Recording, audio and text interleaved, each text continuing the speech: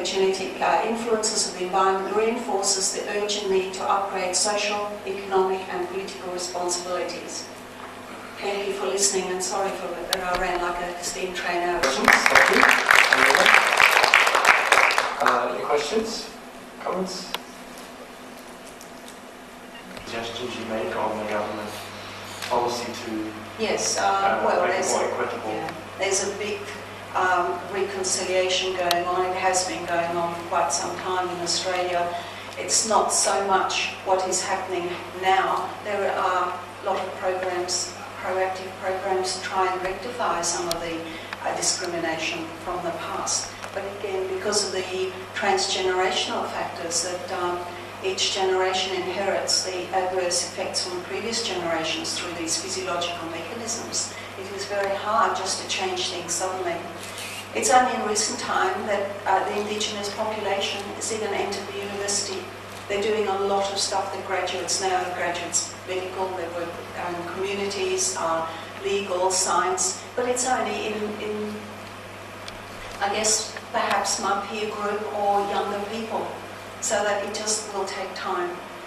Unfortunately, a lot of these statistics are not known by the general community. People who take concern, and the people in the scientific and in the social sciences, of course, they're very much aware about this sort of thing. But yes, there are lots of things happening. Australia Day, for example, we call Invasion Day. Usually, there are lots of reconciliation. There were hundreds of people walking across the bridge for trying to protest, helping, to advertise the discriminations between the different groups of Australians. Thank you. Thank you very much, Irina. Thank you.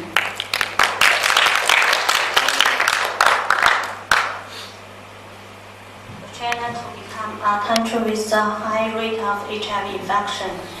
The first case of HIV infection was reported in China in June 1985. At the end of October 2006, there were 183 more than this reported cases of HIV positive and AIDS patients all over the country. Experts estimate that the number of HIV positive people has reached more than 600,000.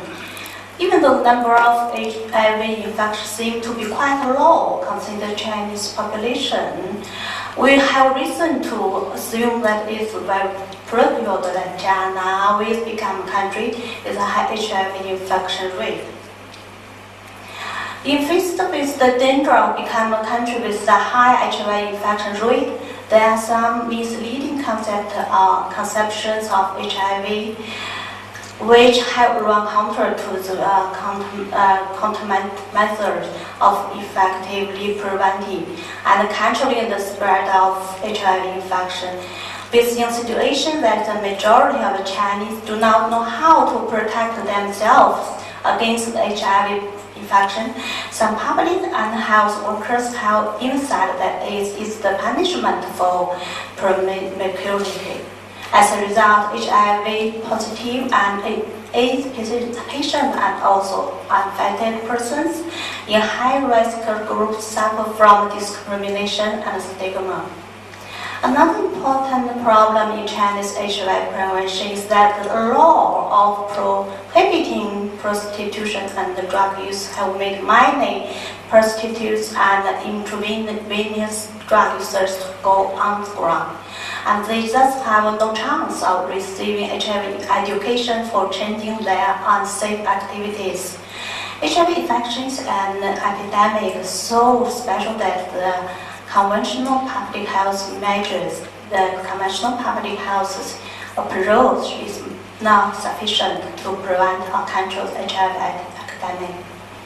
The problem in China's HIV prevention policy and law so an adequate analysis framework to evaluate the action taken by policy and the lawmakers on controlling the HIV epidemic must be formulated. It is indispensable for shaping an effective and supportive ethical and legal climate for HIV prevention in China and addressing the ethical issues.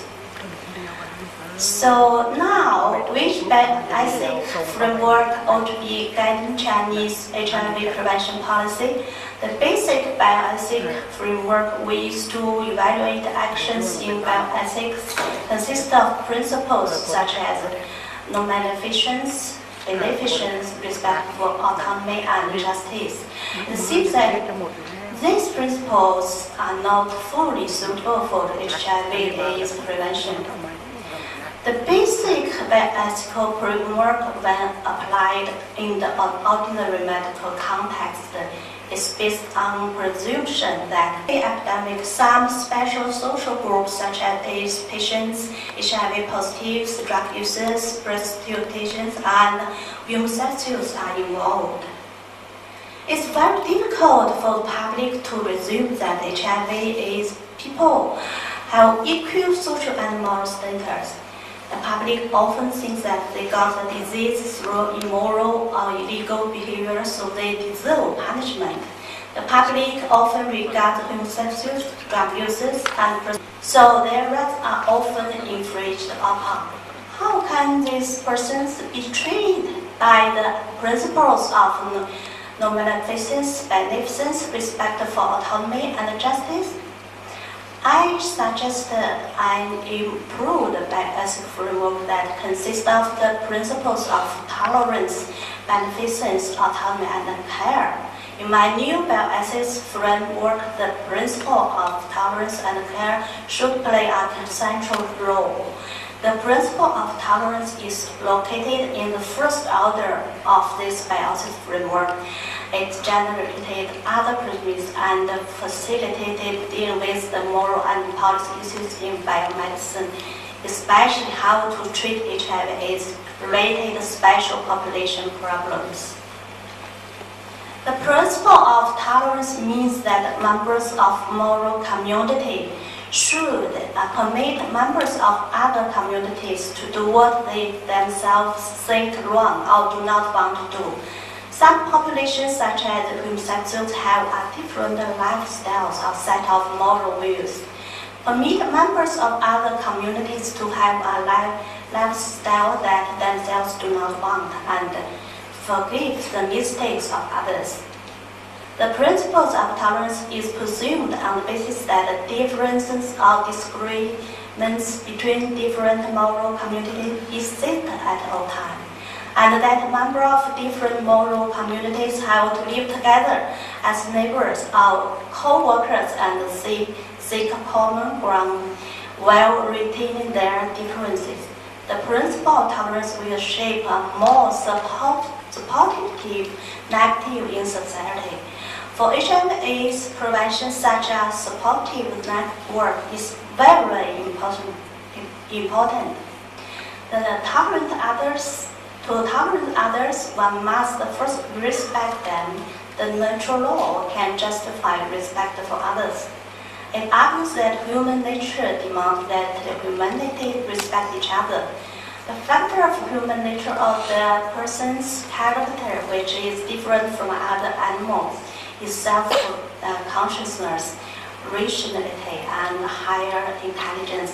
The common nature of humanity makes humanity respect each other.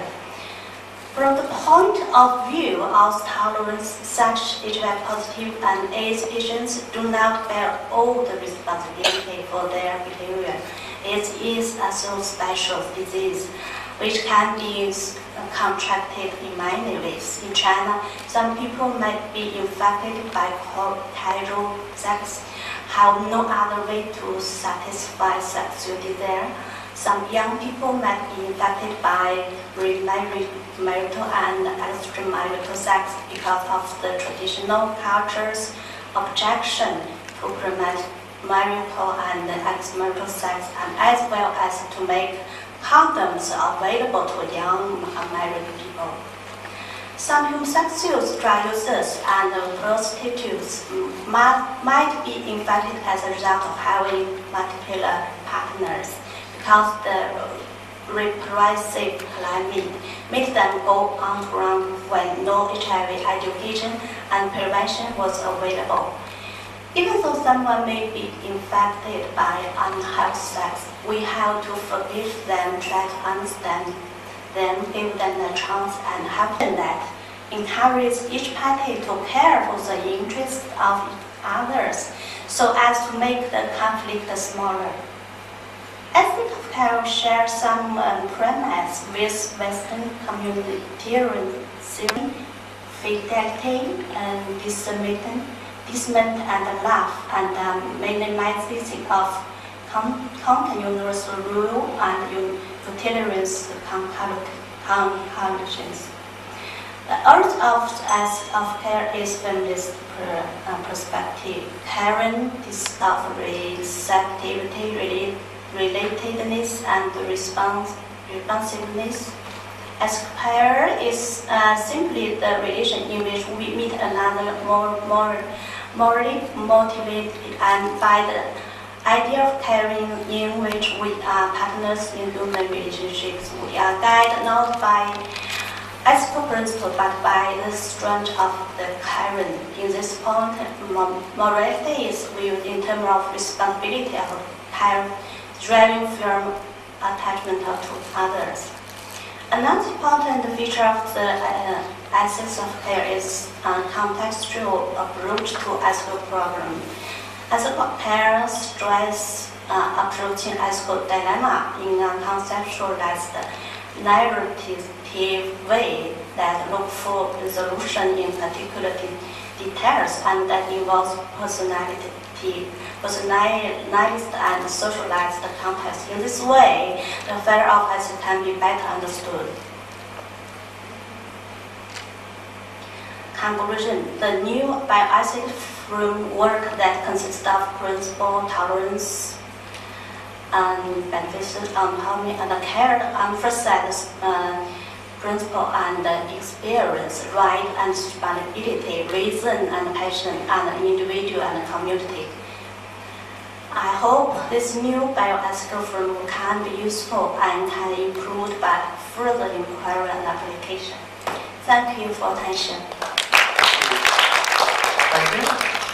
Tolerance and care. Any comments or questions? Batman, please. A short comment and also a question. Like it seems that addressing the problem of HIV as it appears from your paper in China, it needs a real concerted effort, and also particularly because of prostitutes and these other intravenous users, they going underground because of the legal ban. So what do you think? How do you really approach these people, and how do you really find them out? Because they would really like to be, they won't be trusting anybody and will be approaching them. It's difficult and with some NGO persons who can help us. But this year, because the number rise in the country, the Chinese government have to issue some policy. They can distribute condom to them and to any places who will appear there. So it's okay now. Yes. No matter how we arrive at some ethical position, it still has to be from evidence. You made the statement that it's evidence that China will be having a very high HIV infection rate. Two questions. What is high, and what evidence is there of this? Because in fact, all the evidence is in the other direction. And the second one is, you said that HIV is very special and it must be treated in a special way. And there are many people, including myself, who feel that in fact has been the whole problem with HIV, is it has been looked at in a special way, when in fact it behaves very similar to a lot of sexually transmitted disease, and probably the clearest disease that it is similar to is hepatitis B, which, as you know, has been quite prevalent in China. So there are two statements that you've made here which, though emotionally they sound very good, I would question on a scientific basis, and any ethical principles that we derive still ultimately have to be based on scientific and good evidence. Otherwise, it seems to me, we end up with principles that are based more on emotion than on what evidence presents to us. I know that's a bit of a rather challenging statement, but maybe you could comment on both of these. HIV positive and the number year by year, but I know this number is increased very fast. Especially in this 2 or 3 years. So there are some evidence. So in my books, I publish books. Maybe I'll show you later. And another question is about not about the emotion something. Because the age, I said age is special disease because many HIV positive seem very healthy. They can live longer, maybe 10 years and 20 years. So this is a special factor. So I think this is special. So we have to thinking about this. That's a very great question. In my opinion, the other very ways how to allocate the ARV treatment, the drugs in China, because now it's a program conducted by the Ministry of Health. So what kind of principles is for this distribution? So I think the principle of justice should play a very important role in your framework to deal with this public health crisis in China. I agree with you. Justice will talk more about this, about the drug. There are some policy from Chinese government. For example, can give the free drugs to the poor people, and free drug to the HIV positive pregnant woman, and free to the infant to go to school, and some policy. And so we talk later. Okay, thank you very much, everyone. I think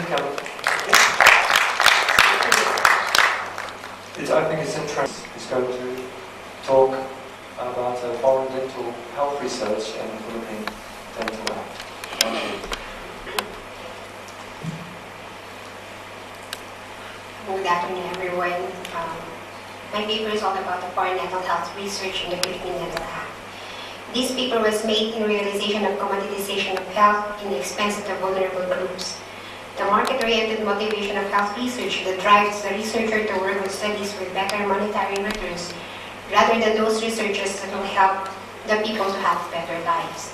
This study aims to analyze the Philippine situation in research as well as to analyze the government concerning dental health. It is already 2007, but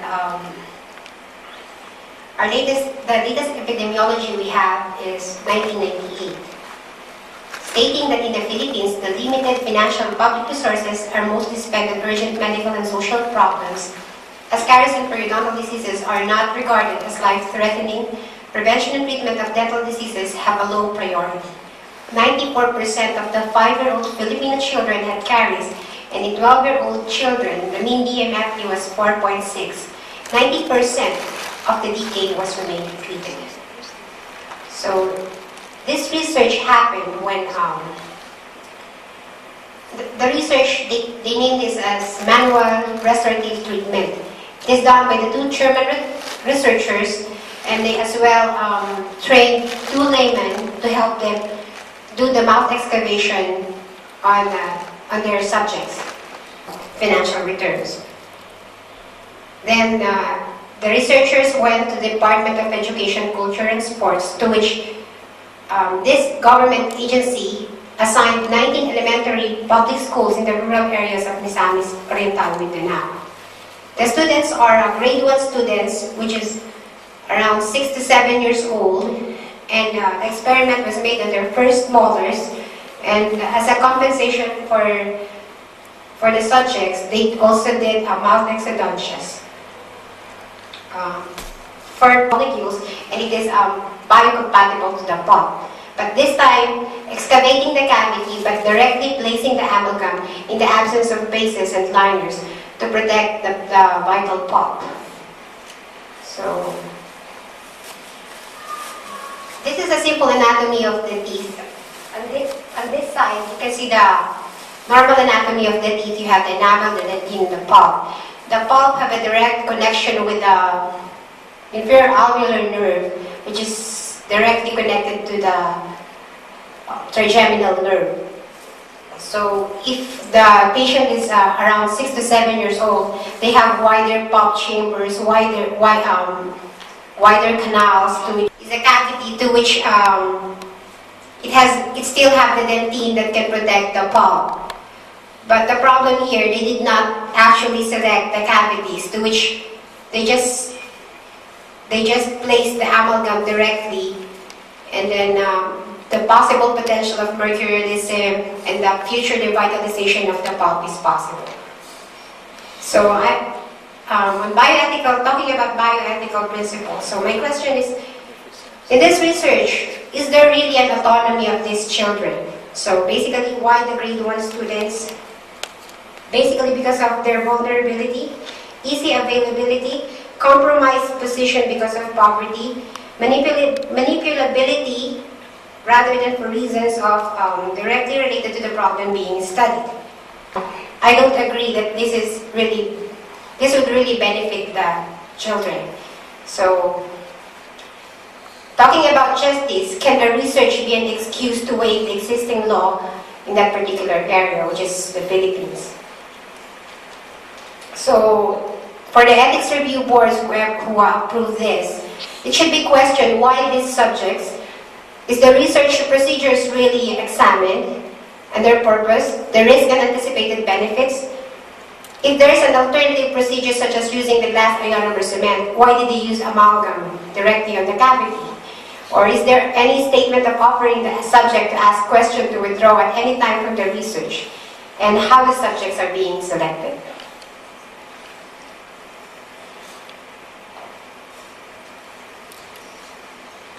There's a physical harm here, like there's a possibility of future mercurialism because of the absence of bases and liners, and the possible bacterial entrapment because they only did mouth excavation, and amalgam is a very sensitive material to deal with, and the non-manipulation of the material may cause the future. It is still the strongest material in dentistry. Still, it is a conductor of heat if there is no base in the deep cavities, and may result in future devitalization of the teeth. As well as amalgam also is non-biocompatible with the pulp. So, not just technically speaking, but I will also be talking about the legal harm of this research in the Philippines. So legal harm, it also affects the Code of Ethics in Philippine Dentistry, Article 1, Section 3, which is a dentist shall not delegate to his auxiliaries the performance of any service or operation which requires his personal competence as a professional unless expressly authorized by law. Taking for granted that they are dentists, but they are still not allowed to teach anybody to do any mouth operation in any patients to which they train 2 layman people to do the mouth excodontias in these children. Then it is 2007 again, but the latest dental law that we have is a Republic Act 4419, which is enacted in 1965. Section 13 would say that the prerequisite to the practice of dentistry, unless specifically exempt and authorized by this Act, No person shall engage in the practice of dentistry in the Philippines without a certificate of registration as dentist issued to him by the Board of Dental Examiners after successfully passing the required qualifying examination. So basically, this is also an illegal practice of dentistry in the Philippines. So Section 14 is the definition of dentistry. Maybe this is just a research, as we can see. But let's try to define what is the definition of practicing dentistry in the Philippines. If anybody to perform any operation or part of an operation upon the human mouth, jaw, teeth, and surrounding tissue. So basically, they did this by themselves without the knowledge of the Philippine Dental Association. They shall not be required of commissioned dental officers or Army, Navy, and Air Forces to any foreign country whose operations in the Philippines are permitted by the government while rendering services such as for the members of the said forces only, and dentists or oral surgeons from other countries who are invited for consultations and demonstration. It is clear that they are not invited in the Philippines to practice dentistry, as well as they are not also, they should be treating only their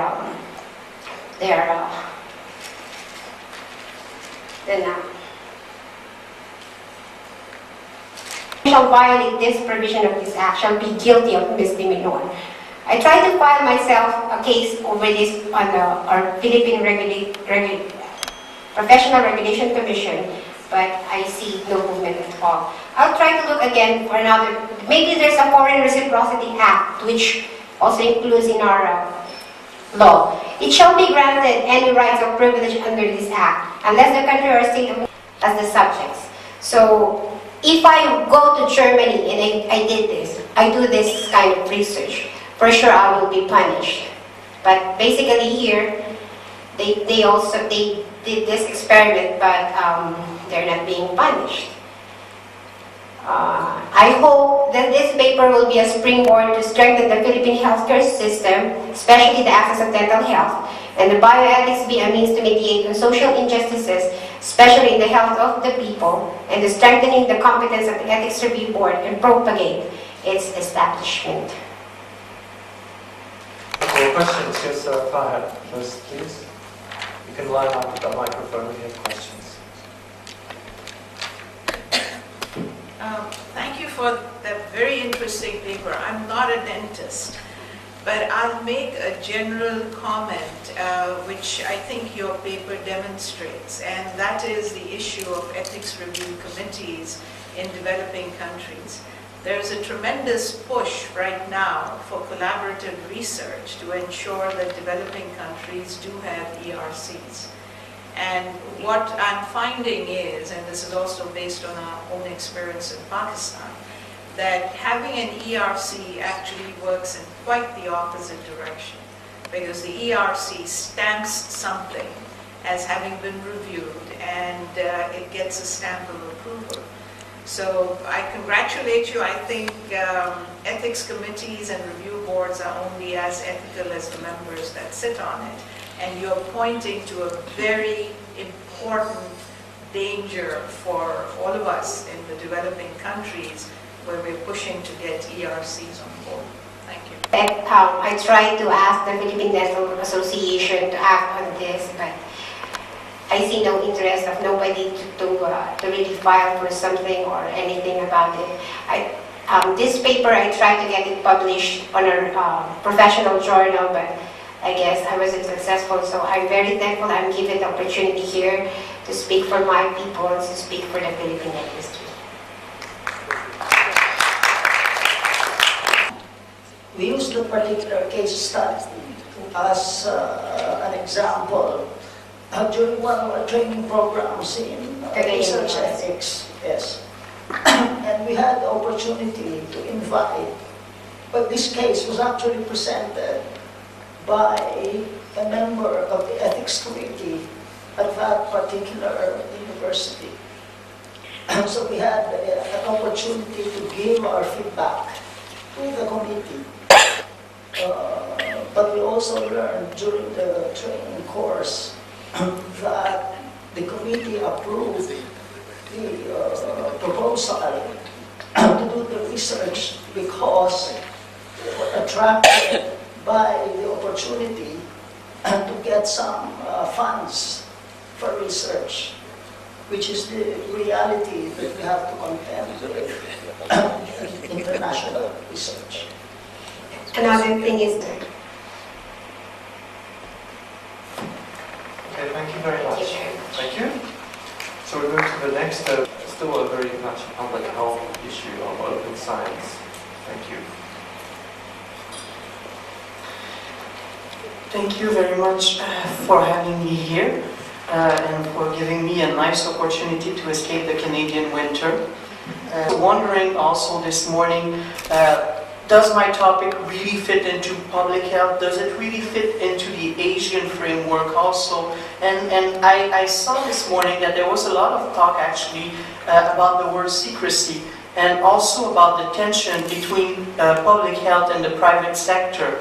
So I think this is where my talk will actually fit into this public health section. So basically what I will discuss is the tension between the commercialization of research and the need for open science. Is it an irreconcilable tension, or is there some kind of harmony that we can achieve between the two? So I will start by introducing the concept of open science. What do we mean exactly when we talk about open science? Well, basically, in North America, in the early part of the 20th century, academic researchers rarely patented their result. There was a widespread fear that the effect of patenting would commercialize the academic environment, corrupt the traditional nature of science and of the university, and impinge on the public's trust and support for university researcher. In 1940, a sociologist of science, Robert K. Merton, posited that science was characterized by particular ethos summarized in the following norms. And these are very interesting norms. The first one is the norm of communalism. And what this basically means is that the results of science are public and free for anyone to use. The second norm was universalism.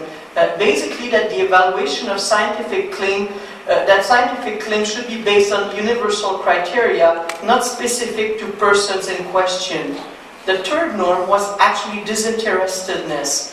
The scientific knowledge should be pursued and presented without seeking personal interest or position. And the last of the norm was organized skepticism, that there would be active and critical evaluation of claims, postponement of judgment until sufficient reason for or against a claim have been presented. And nowadays, when we see discussions about open science, and there's a lot of these discussions in journals like Nature's or Science these days, it's really, people refer to these Mertonian norms very often. However, both the norms of science and the kind of picture that opposes open science on one side with kind of a dark commercialization period have been criticized by many people. And also it should be said that these norms of science were meant more to describe by Merton kind of an ideal scientific community. I like to say a virtuous scientific community, rather than what was really happening in the scientific community at the time. And now we'll move on to the second part of our equation, which is commercialization. I like this slide. So what do we mean by commercialization? Well, the move toward commercialization started in America in the 80s, following pressure from economic and legal circles. The American Congress decided that traditional research practices, even though they allowed for the deposit of research results in the public domain, did not sufficiently encourage the development of commercializable products. So in 1980s, the Bayh-Dole Act was adopted to create a uniform patent policy among the federal funding agency. As a result of this law, universities have the right to retain ownership to invention made under federally funded research, and in return, universities are expected to file for patent protection and to ensure commercialization upon licensing. A second factor to the change was the creation of the Court of Appeal for the Federal Circuit, and a third one was what we like to call the genetic gold rush, which is basically something that started in the 80s in America, following a landmark ruling called Diamond against Chakrabarty. And following that ruling, it was basically decided that you can patent a genetically modified microorganism.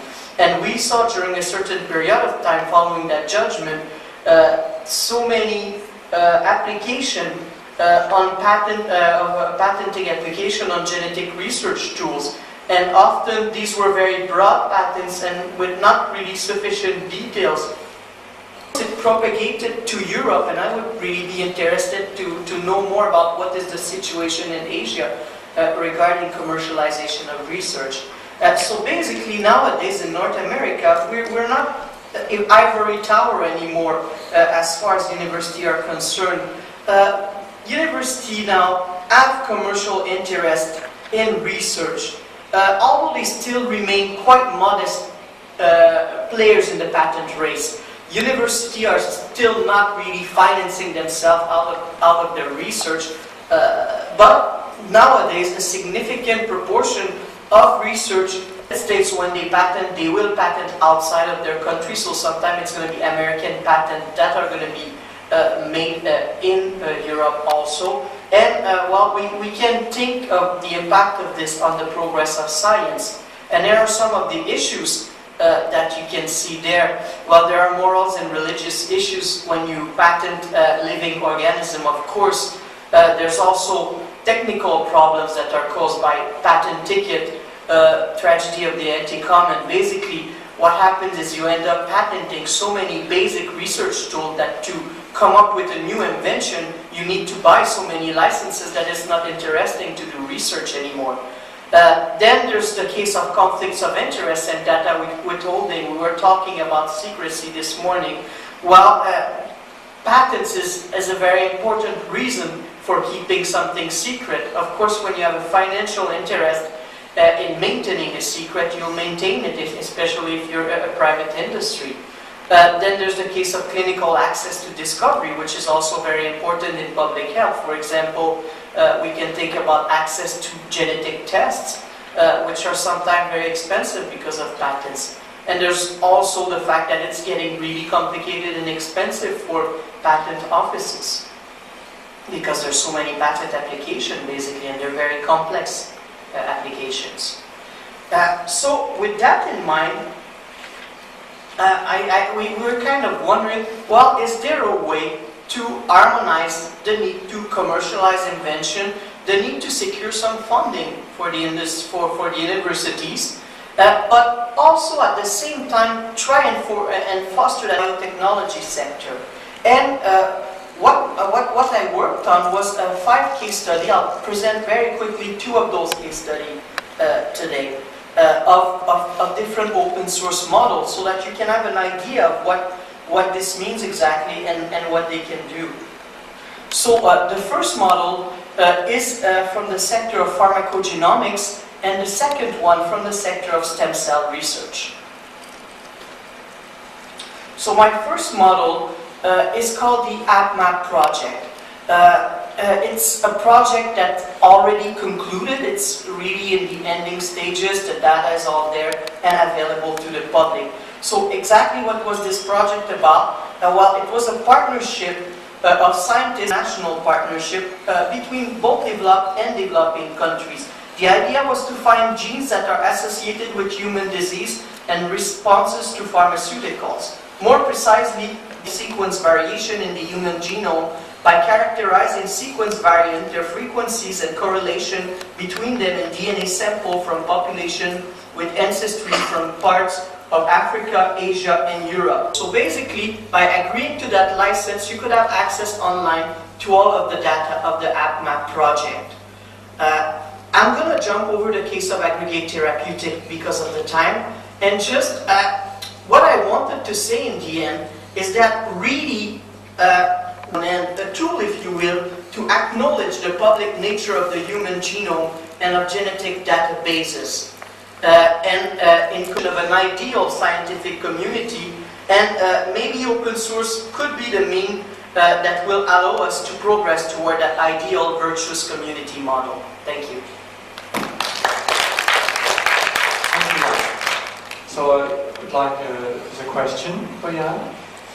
Okay, Mina, and then I'd also, in the Bioethics Commission, to make a comment about your Bioethics Commission perspective on the sharing of bird flu samples and the WHO case, because this, I think, is a very immediate example of open science that's affecting our region now. So, first, Mina, please ask the question. And yeah, I would just like to get your view on, you took the example of HapMap. A HapMap study is very comprehensive and very quick. So the situation in large-scale mapping projects is that, if you take about large-scale mapping projects like candidate versus region of a project, whereas HapMap was particularly focused on efficiency, how to produce quick results. So you can provide easy access to the databases, and it can be in public domain because the focus is on efficiency, very comprehensive, very unbiased and efficient. So that was the purpose of HapMap study. Whereas in other regions, with other fine-scale mapping projects, where patenting is such a big issue, open access is sometimes technically maybe difficult. So do you think, how would you balance it out? I would say, first of all, public database, but there are other ways also to do this. For example, the other case that I was going to present, aggregate therapeutic, is actually a patent pool, which means that you're actually patenting the material, but you're pooling all of the different patents together and they're accessible for only one license. So that helps a lot research. Another way you can do it is by separating the different components of the research, by saying, for example, well, research tools, we should definitely make them open and accessible to everyone, but products that are more downstream, more closer to the commercialization, the end market product, then this could be patented. So there are kinds of many different solutions. It's not the case of one model fits all, definitely not. And I agree that in some particular biotechnology project, it could actually be very complicated to use that solution. It's on a case-by-case basis, really. We send a very sample outside the border of the country should be followed by multilateral agreement between the country of origin and the foreign country. This is CBD conventions told to us like this.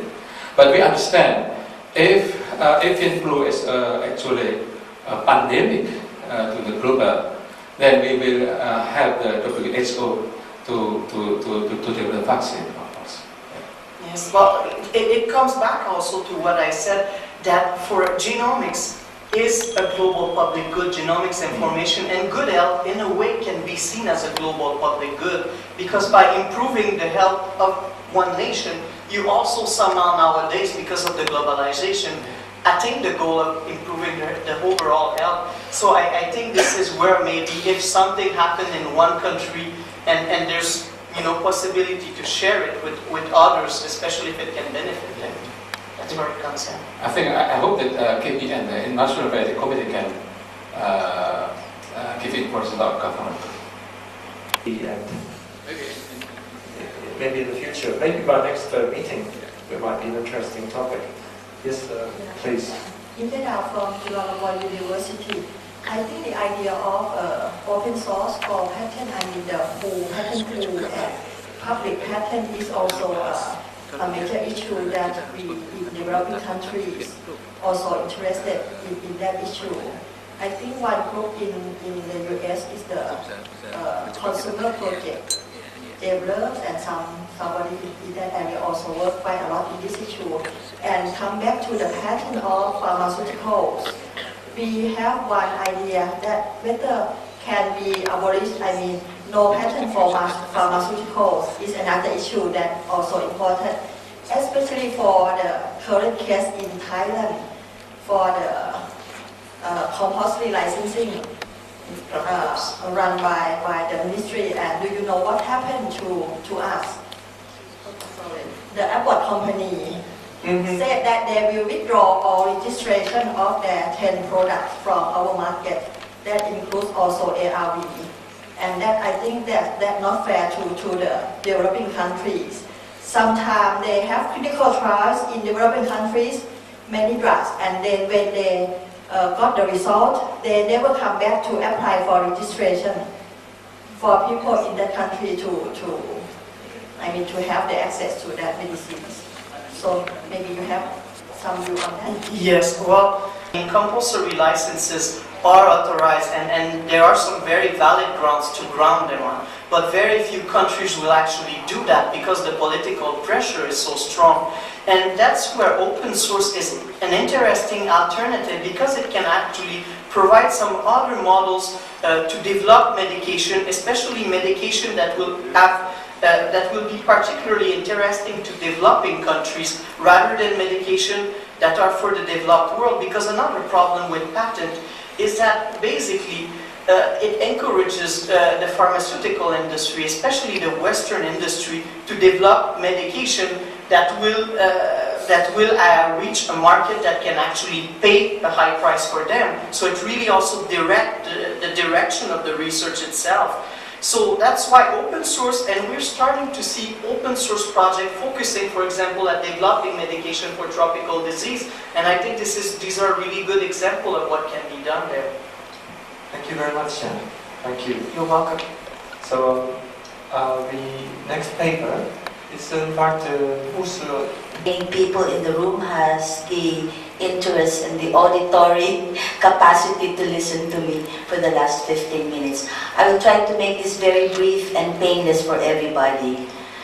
So the outline of my presentation is as follows. I will differentiate public health research versus clinical trials, which was of course mentioned this morning by Professor Cash, a brief description of what partnership means, a case study, ethical issues surrounding the case studies, and some ruminations on my part, and possible direction.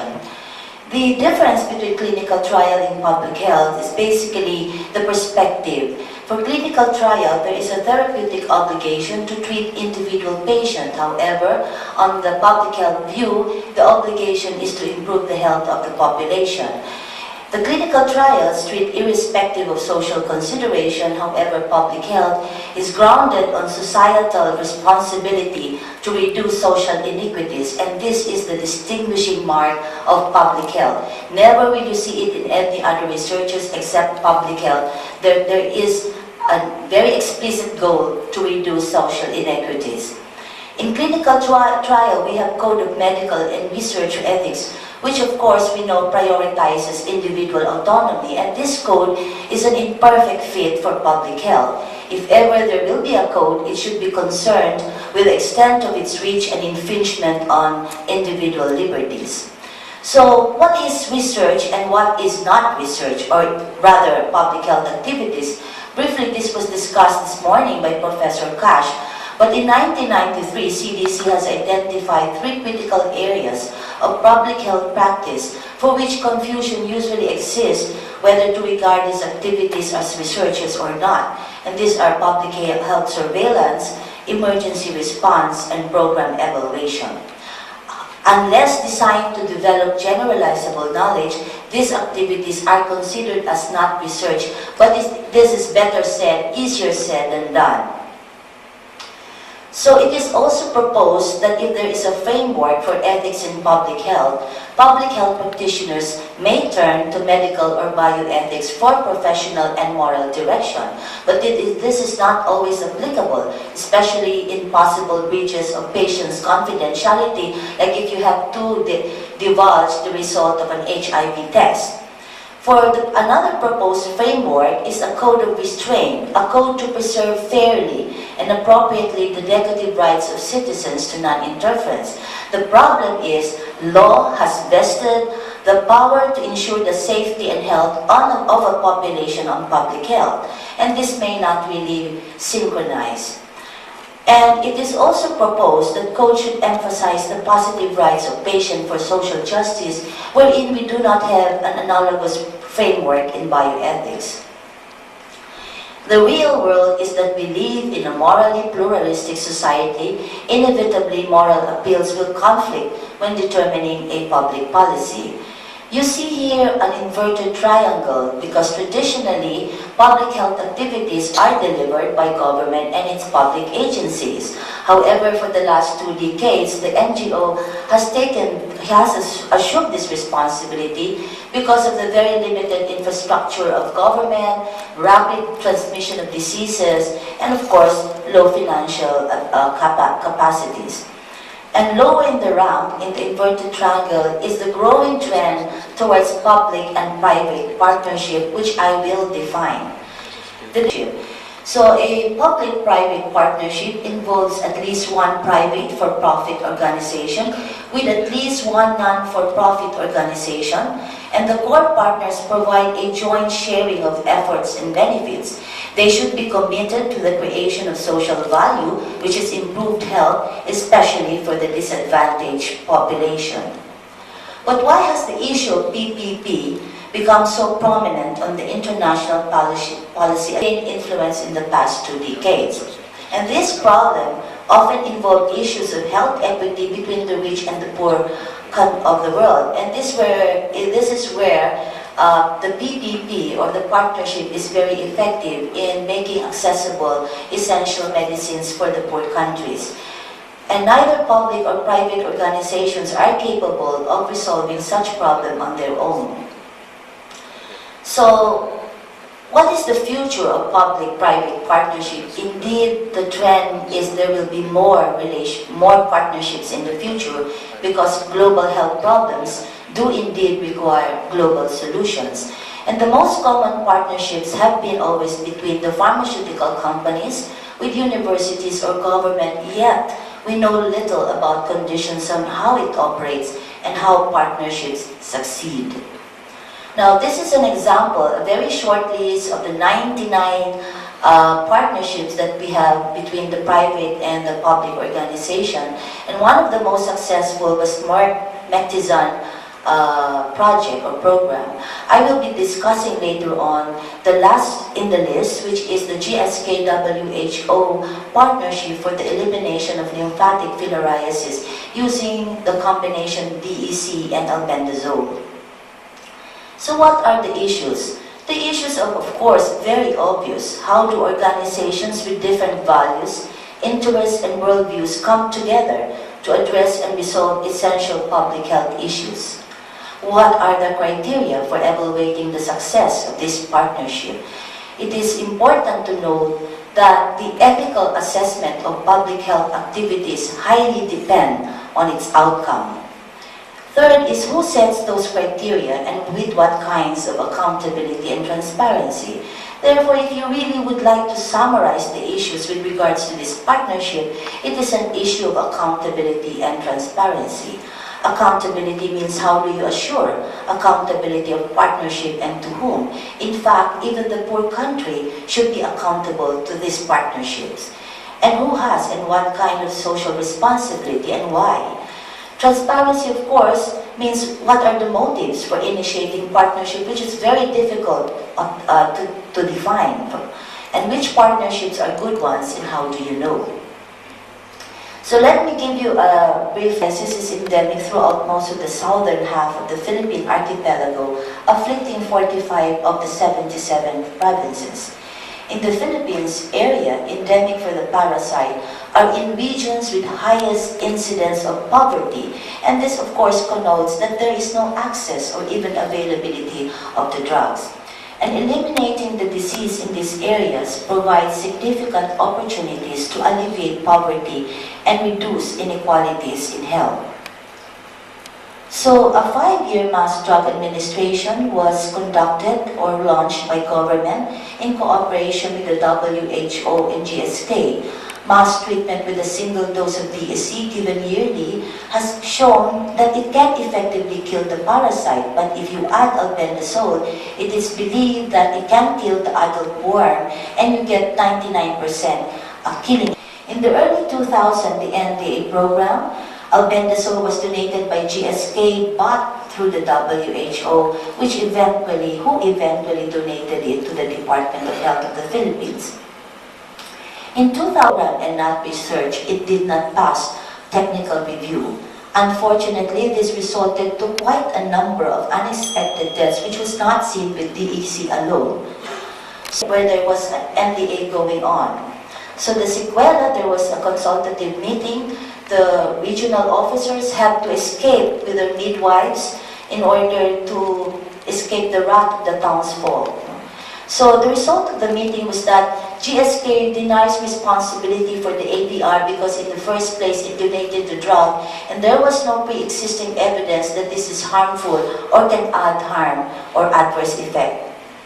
So ruminations. Therefore we ask ourselves, what is public and what is private? Who decides?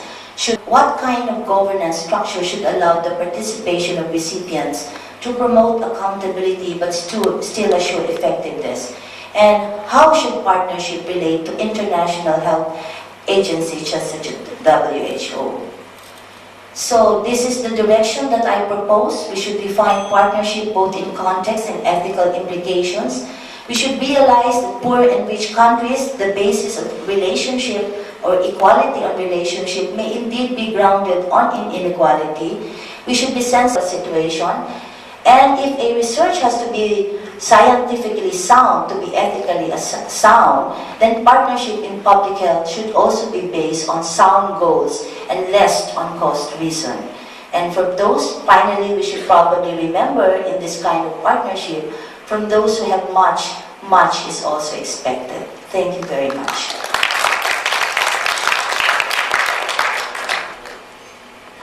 I just wanted to thank you for a great presentation. I think that one, along with the dental example, it just really highlights the issues that we've been talking about, the problems of, when something researched, when isn't it, what kind of scrutiny, and how do you decide what's fair in these situations, how do you involve communities. I think it was a fantastic example. Thank you. Thank you very much. Comments?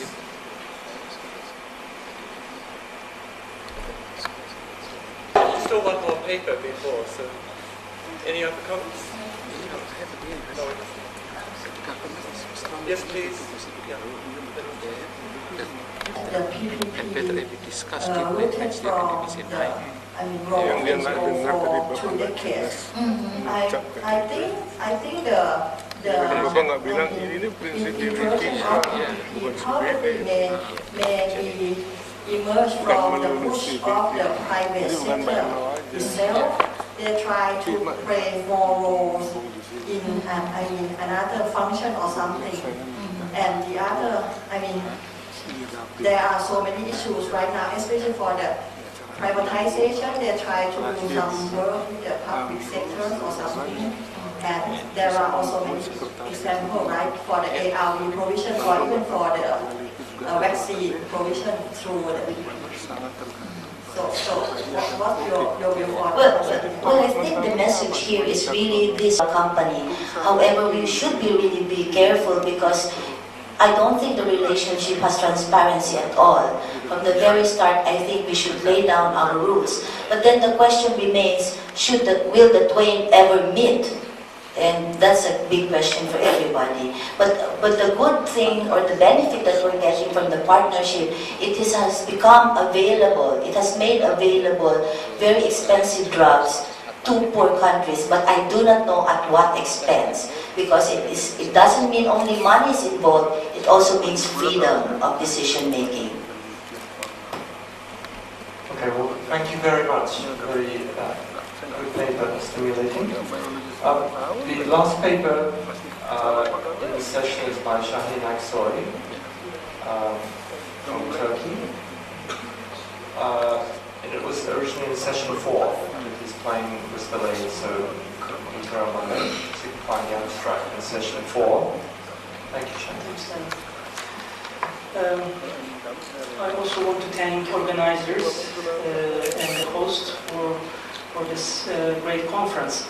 I was asked to talk on public health ethics from Islamic and or Turkish perspective. But since there is not an originality in modern Turkish public health perspective, I prefer to talk on Islamic perspective, and I choose Ottoman as an example, which is also represent Turkish and Islamic perspective, and try to present some good examples for the modern age. Just for people who may not know about Ottoman state, it was established in 1299 in Bursa, this small green dot. It was a small Turkish Muslim tribe, and it was survived for 6 centuries and expanded that large.